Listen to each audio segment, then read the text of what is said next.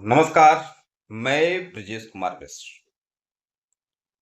बिहार में चुनाव चल रहा है और सभी राजनीतिक दलों के द्वारा अपना अपना चुनावी घोषणा पत्र मतदाताओं को लुभाने के लिए प्रेषित किए गए। सबके घोषणा पत्र में दलितों के लिए, पिछड़ों के लिए, अल्पसंख्यकों के लिए कुछ न कुछ लोक लुभावने वादे हैं कि हमारी सरकार आएगी तो हम दलितों के लिए ये करेंगे, हम पिछड़ों के लिए ये करेंगे, हम दलित युवकों के लिए ये करेंगे, हम महिलाओं के लिए ये करेंगे। अपना अपना वादा किया गया है, लेकिन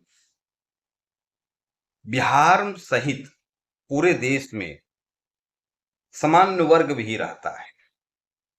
उसको खुश करने के लिए कोई भी राजनीतिक दल प्रयासरत नहीं है। कारण क्या है जानते हैं? क्योंकि अन्य राजनीतिक दल, भारतीय जनता पार्टी के अलावा जो राजनीतिक दल हैं, वह मान लिए हैं उन्होंने कि ये जो वोटर है ये भाजपा का वोटर है, और भाजपा जो है उसने मान लिया है ये जो सामान्य वर्ग है ये धोबी का कुत्ता है, ये न घर का है न ये घाट का है, ये जाएगा कहाँ, ये तो हमारे पास ही आएगा।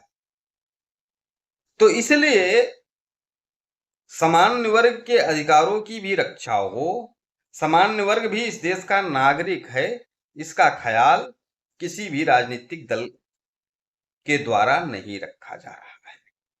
हम तो चाहते हैं कि जो अधिकार इस देश में दलित को हो वही अधिकार हमको भी हो, जो अधिकार ओबीसी को हो वही अधिकार हमको भी हो। सबको एक दृष्टि से देखा जाए।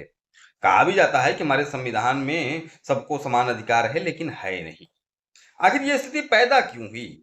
ये स्थिति भी हम लोगों ने ही पैदा किया है। हमने प्रतिकार करना बंद कर दिया, हमने विरोध करना बंद कर दिया, हमने दलाली करना प्रारंभ कर दिया, हमने नेताओं के तलवे चाटना प्रारंभ कर दिया। हम वोट बैंक नहीं बने, इसलिए हमारे साथ ऐसा हो रहा है।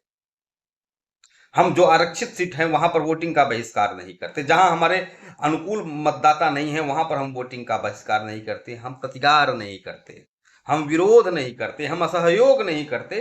इसलिए सामान्य वर्ग का कोई सम्मान नहीं है इस देश में। यह कठोर सत्य है। इस कठोर सत्य को हमें स्वीकार करना होगा। धन्यवाद।